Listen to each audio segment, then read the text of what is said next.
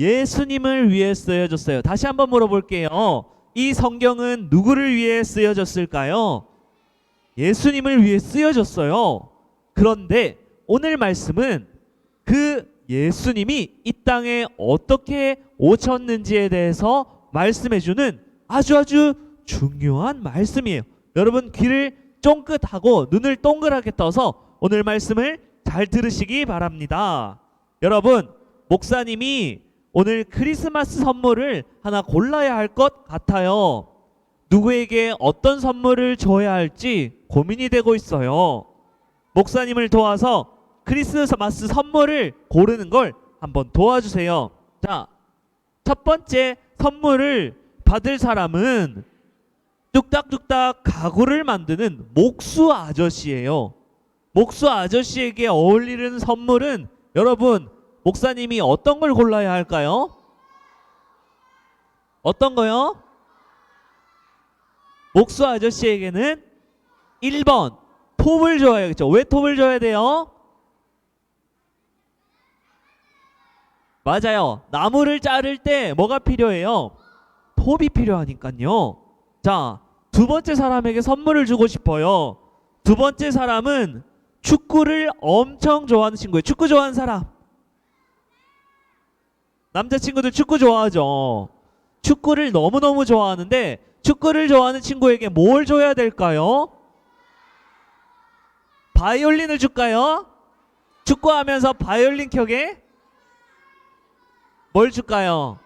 2번 축구화를 줘야겠죠. 2번 친구에겐 축구화를 선물해 줄 것 같아요. 세 번째 선물 받을 사람이 있는데 이 친구는 매일매일 바이올린을 열심히 연습하는 사람이에요. 아침 먹고도 바이올린, 점심 먹고도 바이올린. 어떤 걸 줘야 될까요? 축구화를 줄까요? 축구화를 주면 실망할 거예요. 3번이에요. 맞아요. 바이올린을 연습하는 친구에겐 아주 좋은 명품 바이올린을 선물해주면 그 친구가 엄청 기분이 좋겠죠. 여러분이 선물을 잘 골라준 덕분에 즐거운 마음으로 크리스마스 선물 목사님 잘 준비할 것 같아요. 여러분도 선물을 고를 때 고민을 해요, 안 해요? 그죠? 친구들에게 선물, 엄마에게 선물을 줄 때 고민을 해요. 이렇게 축구를 좋아하는 친구에겐 축구화를, 바이올린을 좋아하는 친구에는 바이올린을 선물하듯이 우리 예수님에게도 필요한 선물이 있어요. 누군가에게 선물을 줄 때는 항상 받는 사람이 어떤 마음일까 하는 생각으로 선물을 주어야 해요. 우리가 가장 사랑하는 오늘 예수님께는 어떤 선물을 드리면 좋을까요? 어떤 선물이 예수님께 오늘은 어울릴까요? 오늘 말씀을 통해 한번 들어가 보겠습니다. 여러분, 페르시아 알아요? 페르시아 나라. 페르시아. 외국에 있는 아주 더운 땅이에요. 이집트 같은 나라예요. 페르시아의 뜨거운 사막 위에서 놀랍도록 반짝반짝거리는 큰 별이 떴어요. 어두운 밤인데 별이 조그만 것이 아니라 조그만 것보다 5배나 더 큰 반짝반짝 빛나는 별이 뜬 거예요. 별을 연구하던 이 동방의 박사들은 이 별을 망원경으로 관측하다가 심상치 않음을 느꼈어요. 오랜 시간 동안 별을 연구해 왔지만 이런 별은 처음 보는 별이었어요. 이것은 아주 오래전부터 약속된 전설적으로 내려오는 이 세상에 진정한 왕이 탄생하는 신호를 알리는 별인 것 같았어요. 이 동방 박사들은 곧바로 옷을 차려입고 자신이 가지고 있는 모든 짐을 캐리어 가방에 다 챙겼어요. 마차에도 싣고 먼 길을 떠나야 하기 때문에, 저 별을 찾아 떠나야 되기 때문에 많은 짐을 싣고 출발을 시작했어요. 찬란하게 빛나는 그 큰 별은 마치 이 박사님들이 출발한 걸 기다렸다는 듯이 이제 움직이기 시작했어요. 앞으로 이렇게 스피커가 있는데 별이 있으면 동방 박사들이 짐을 싸고 출발을 해요. 그러면 별도 같이 저만큼 더 움직이는 거였어요. 마치 동방 박사들을 기다렸다는 듯이 별이 점점 이동하는 것이었어요. 박사들은 별을 따라 계속 걸었어요. 걷고 또 걸었어요. 마침내 별이 스톱을 했는데 어디서 스톱을 했냐면 오늘 말씀에 이스라엘의 베들레헴이라는 동네에 섰어요. 동방 박사들이 출발하던 곳에서 베들레헴까지는 1600km예요. 여러분 1600km면 가까운 거리일까요? 먼 거리일까요? 엄청 먼 거리예요. 이게 얼마나 먼 거리냐고요? 부산, 우리가 여기서 맨 밑에 있는 부산까지 내려가려면 400km가 걸려요. 400km. 그러면 몇 번 왔다 갔다 해야 될까요? 3번, 4번, 5번 계속 왔다 갔다 해야겠죠. 그것도 어떻게 해요? 자전거 타고 차 타고? 아니요. 어떻게 해요? 그때는 차가 없으니까 걸어가지고 계속 걸어서 1600km를 걸어간 거예요. 뭘 찾기 위해서? 왜 걸었죠?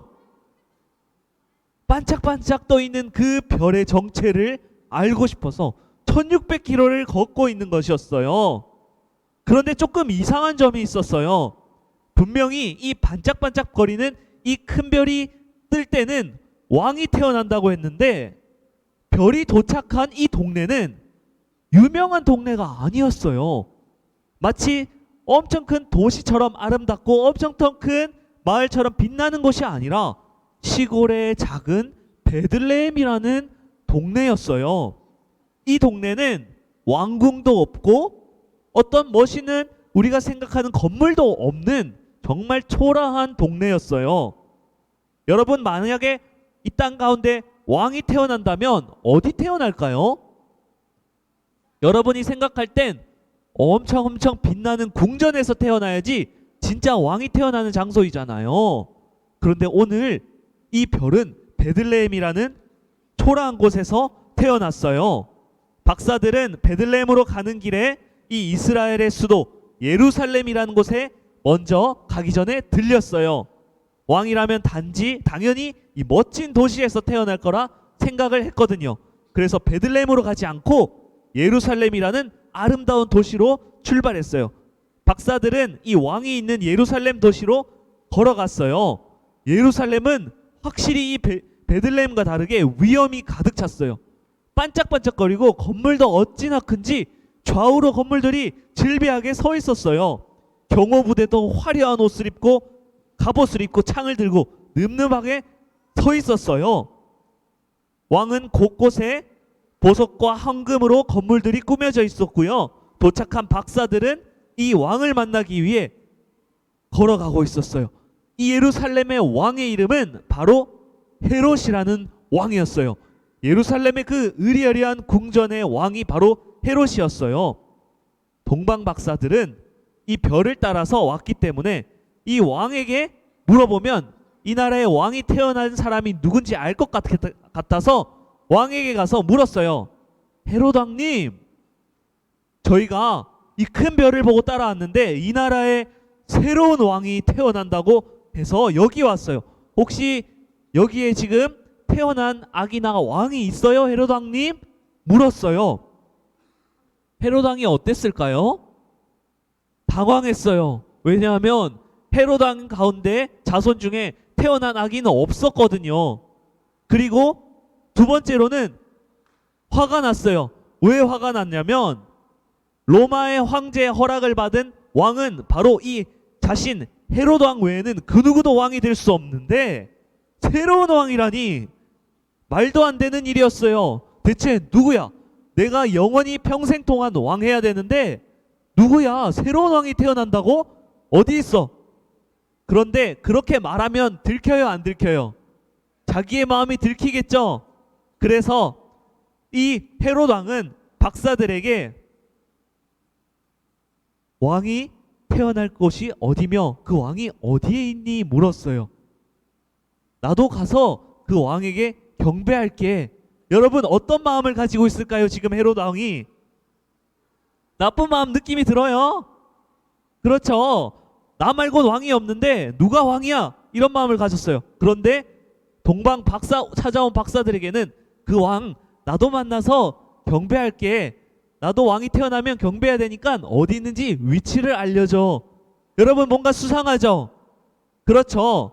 박사들은 헤롯 왕에게 자신들이 별을 연구하는 그 박사들이고 새로운 왕이 징조가 태어날 거라고 말하고 바로 베들레헴이 멈춘 그 장소라는 것을 그 그곳이라고 얘기를 했어요. 헤롯 왕은 긴급하게 이 제사장들과 서기관들을, 자기의 부하들을 불러 모았어요. 이 부하들은 성경을 누구보다 잘 아는 사람이었고 이 태어날 왕에 대해서 누구보다 잘 아는 사람이었어요. 마침내 새로운 왕이 유대 베들레헴에서 태어날 것이라는 그 성경책을 보고 예언을 발견했어요. 헤롯 왕은 살짝 놀랐어요. 새로운 왕이라니, 안 되겠어. 말은 그렇게 했지만 내 부하들을 움직여서 그 왕을 죽여야겠어. 없애버려야겠어. 새로운 왕은 베들레헴에서 태어났다고 하오. 새로운 왕이라니 놀랐구만. 나도 경배하고 싶소. 찾게 되면 그냥 가지 말고 꼭 나에게 그 왕의 위치를 알려주고 가세요. 박사들. 박사들은 왕궁을 나와서 다시 별이 멈춘 곳을 찾아 떠났어요. 이상하죠, 여러분? 왕이 왜 왕궁에서 태어나지 않았을까요? 정말로 저 별이 떠 있는 베들레헴에 귀한 왕이 태어난다는 걸까요?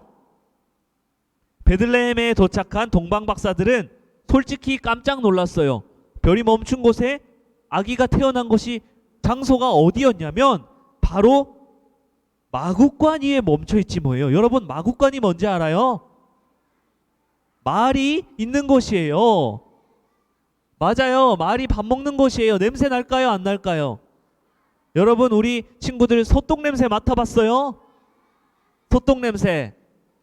시골 지나가면 똥 냄새 나잖아요. 거름 냄새 많이 나죠. 그렇게 비슷한데 더 냄새가 많이 나요. 마구간은. 그런 곳에 예수님이 누워 있는 거예요. 이 마구간은 아기가 누워 있는 곳이 아니라 말과 소가 밥을 먹고 사는 곳인데 거기에 예수님이 누워 있는 것이에요. 조금 이상했지만 마구간에 들려오는 아기의 소리에 박사들은 아기를 보며 미소를 지었어요. 아, 이 아기가 진짜 왕이구나. 박사들은 정말로 이 왕이 마구간에서 태어났다는 사실을 믿었어요. 세상에서 가장 강한 왕, 이 세상을 지으시고 하나님의 아들이신 가장 강력한 왕이 이 낮고 천하고 더러운 마구간, 말에 밥을 먹는 그곳에서, 더러운 곳에서 태어났어요. 박사들은 마구간 안으로 들어가서 그 아기의 엄마 아빠에게 인사를 하고 이 아기가 그냥 아기가 아니라 얼마나 특별한 아기인지 설명을 했어요. 그리고 이 세 사람은 준비해온 선물을 꺼냈어요. 아까 출발할 때 마차에다가 짐을 많이 실었죠. 거기다가 세 가지 선물을 예수님을 위해 드렸어요. 첫 번째는 바로 황금이에요. 왼쪽에 보시면 첫 번째 네모난 거 있죠. 황금을 드렸는데 이것은 그냥 반짝거려서 드리는 게 아니라 의미가 있어요. 바로 왕께 드리는 선물이에요. 왕에게 드리는 선물이에요. 그래서 첫 번째는 이 황금을 주었어요. 쉽게 변하지 않는 반짝거리는 이 금은 왕의 상징이었죠. 두 번째는 무엇을 주었냐면 몰약이라는 것이에요. 여러분, 몰약은 처음 들어봤을 텐데 이 두 번째 몰약은 아주 비싼 기름이에요. 비싼 기름. 다른 것을 썩지 않게 하는 방부제 역할을 하는 거예요. 그리고 세 번째는 유향이에요. 이것은 제사장들이 사용하는 예물이었는데 향이 마치 좋은 향수 있죠. 엄청 비싼 향수. 향이 좋게 나는 그런 것 예물이었어요. 여러분, 이 세 명의 박사들은 왜 이렇게 귀한 예물을 준비했을까요? 왜 큰 별을 따라서 이 좋은 선물들을 가지고 예수님께 찾아왔을까요? 그 이유는 바로 이 아기가 진짜 하나님의 아들이신 왕이라는 것을 믿고 알았기 때문이에요. 그래서 예수님께 왕이라는 것을 말하며 그 선물을 드린 것이었어요. 여러분, 이 왕은 아주 특별하신 왕, 예수님이에요. 예수님이 왕궁이 아닌 이 작은 마구간에서 태어나신 이유가 무엇일까요? 사실 아주 아름답고 큰 왕궁에서 태어날 수 있는데 아주 더러운 말이 밥 먹는 곳에서 태어난 이유가 무엇일까요? 그 이유는 딱 한 가지예요. 여러분, 잘 기억해야 돼요. 예수님이 이렇게 더럽고 안 좋은 데서 태어나신 이유는 바로 예수님은 다른 누구보다 높아지려는 것이 아니라 다른 누구보다도 낮아지기 위해서 이 땅에 오셨기 때문이에요. 예수님이 높아진다는 것은 야, 너희들은 내 부하야. 나는 그래서 왕궁에 태어날 거야. 이런 게 예수님의 마음이 아니에요. 여러분들을 위해서 죽으시고 여러분들에게 생명을 주시기 위해서 여러분들보다 한참 아래로 내려가서 여러분들에게 섬기는 모습을 보여주고자 이 안 좋은 곳에서 태어나신 거예요.